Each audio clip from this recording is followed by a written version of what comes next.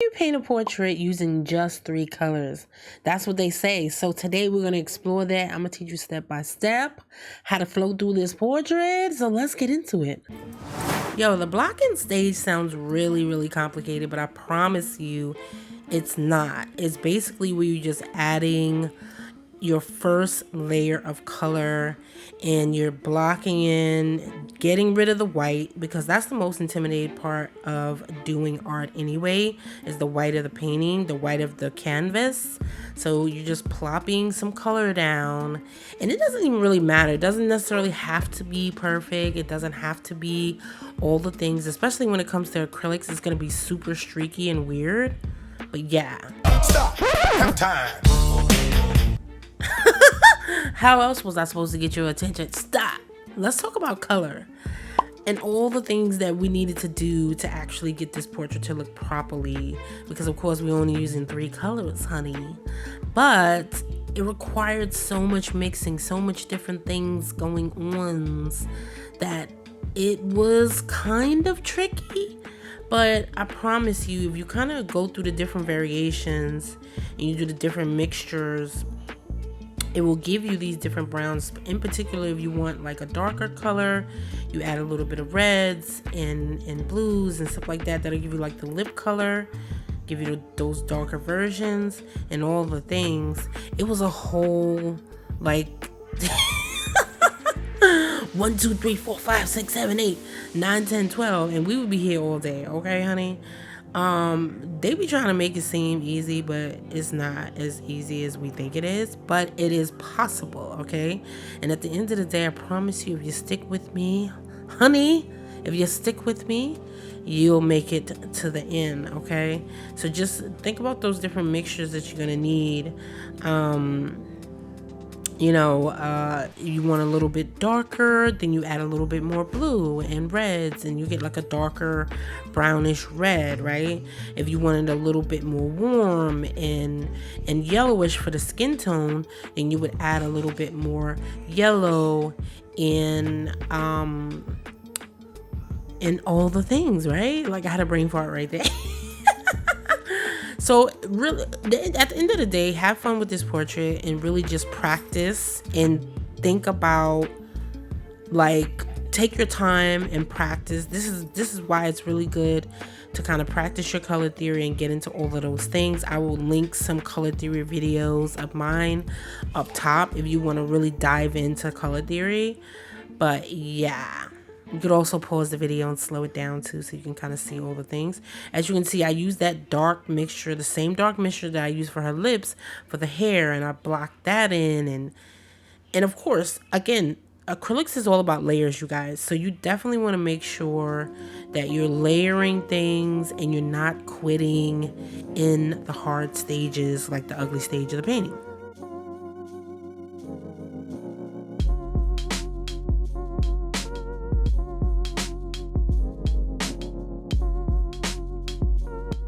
Oh my God, you guys, hold on to your titties, because we're heading into the freaking ugly stage. The dreaded part of the painting where everything looks hideous, streaky, weird, all the things. And you feel like you want to give up. You feel like your life is over and hell has come to consume you and burn you alive. But I promise you, it's not as bad as you think it's gonna be.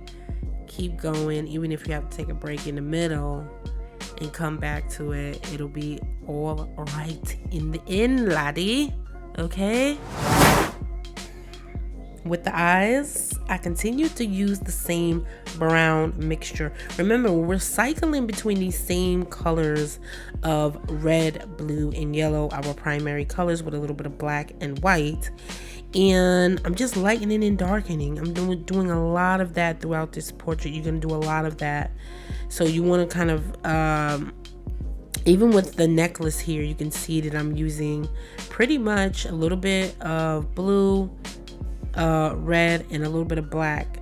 This is not a black mixture. This is mostly blue, you guys.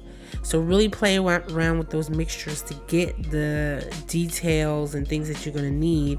We're still kind of blocking in, but at the same time, we're starting to get a little bit of that detail in there because we're getting into the next stage of the painting. The shadows, honey, that's what it's all about, right? It's all about getting those little nuances. Any portrait you see out there, and well, any good portrait worth its weight in gold, right, is going to have different shadows and variations and textures and all of these little good things that create a beautiful, dynamic portrait, especially when it comes to doing something like realism. Realism is going to require you to really slow it down like we're doing right now, and look and feel all the things that has to do with the portrait. Really get down into those nitty gritty, doing all of those blending and shadows. And so that's pretty much what we're going to be doing for the next few minutes, okay? Is we're going to take our time and really add those shadows. She had a little bit of a shadow on the side of her face, as you can see from the reference photo. That she had a little bit of a shadow that was like casting on the side of her face. So we wanted to put that in again to create the illusion of realness, right? To create the realism that you're going to need when you're trying to create a realistic type of portrait, right? And we're not necessarily going for a likeness, right? Because it's not like we're doing a commission, like, honey, they ain't paying us. But you want to make sure that you get those shadows in and get and shadows and light go hand in hand. They basically play off of each other. It's like peanut butter and jelly. So you definitely want to make sure that you're doing that. Continue to spray your palette as you kind of flow through this portrait to keep it going, especially when it comes to acrylics. And layers make a big difference.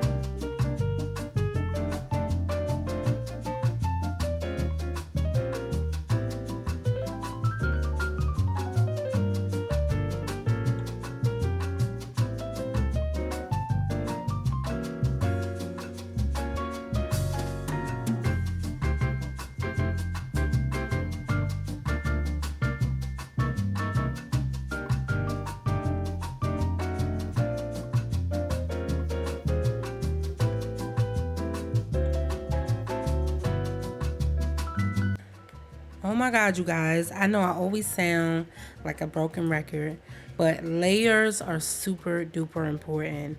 So this is kind of like the stage where you're going to continue to put lots of layers and texture and things down upon everything, right?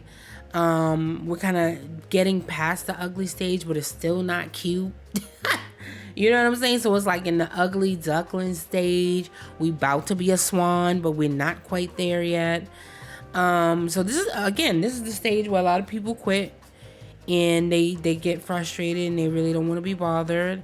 So don't quit during this time, right? Continue to take your time, mix your colors, and do all the things. And I tell you, people say like, oh, it's so easy. Well, not that people say it's easy, because art is not always easy, right? But I mean, if you look at some tutorials or whatever, you'll see a lot of people like, oh, you just have 3 colors and it's like boom, boom, boom, boom, boom, and you have a beautiful portrait at the end. No. No, you don't. You don't have no beautiful portrait at the end. You're going to work your ass off, but I promise you, okay? I promise you, at the end, it'll be worth it. I don't know how I feel about the 3-color combination or the 3-color challenge, doing that again. This is why I always buy convenience colors. That's what the other colors are called. They're called convenience colors, and they call convenience colors for a reason, because it's convenient, right? And it makes it where you don't have to mix colors. However, if you are a newbie and you're watching this, or whenever you might be watching this, and or maybe you're not a newbie, but you're not familiar with color mixing or whatever, color theory, then I do recommend that you try this out, because it'll help you be able to mix your colors from scratch. You know the recipes. It's gonna help you when you get into those little nuances and those parts of the painting where you can't back yourself out of, and you have no idea what recipe you just mixed. And also, a good pro tip is to write down your recipes. It's a lifesaver, I promise you.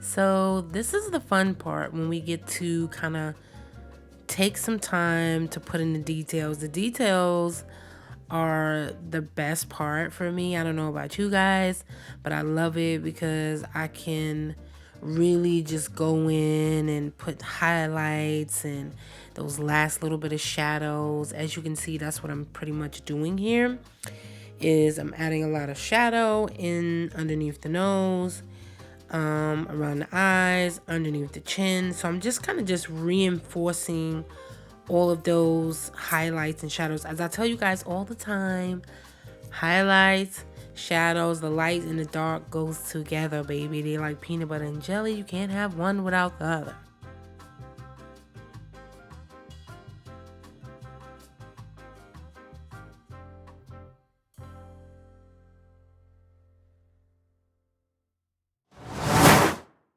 So this is where you layer the hair. If you know me, then you know I gotta be extra. I gotta put more and more layers, because the more layers you add, the more realistic it looks.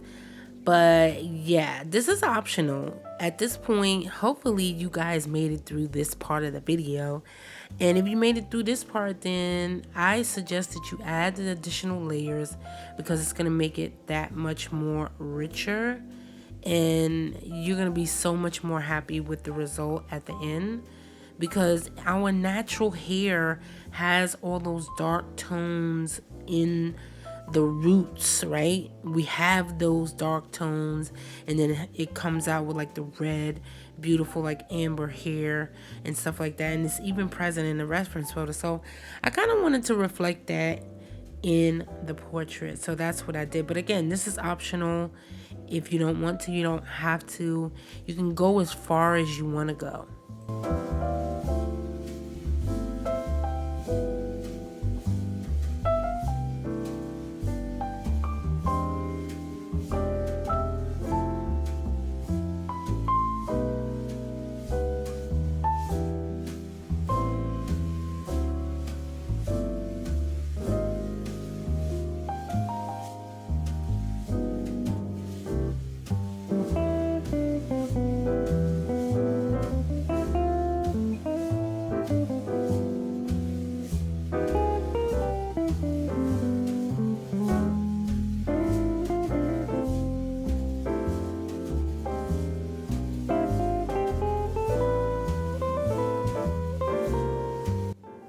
So with this particular portrait, since the reference photo has like this dark, moody, kind of gray background, I decided to do almost the same thing, except I wanted to do something like a gradient.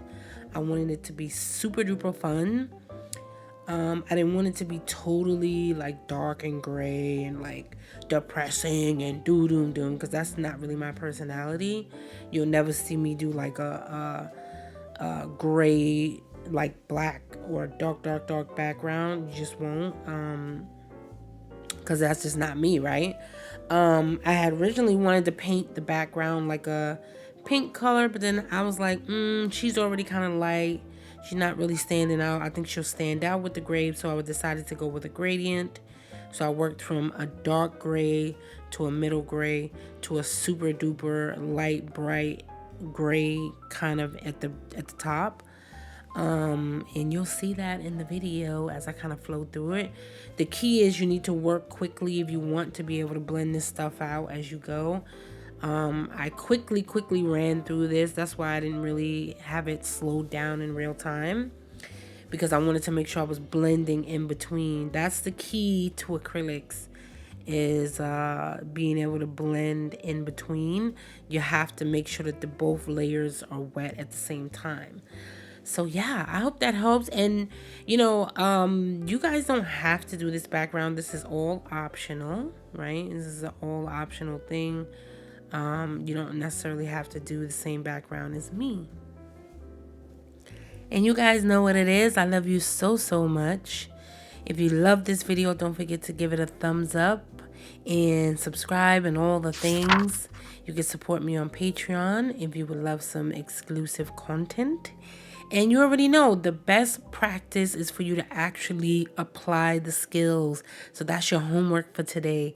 Apply the skills that I've been teaching you and tag me on Instagram. And I'll catch you guys on the next one. Bye.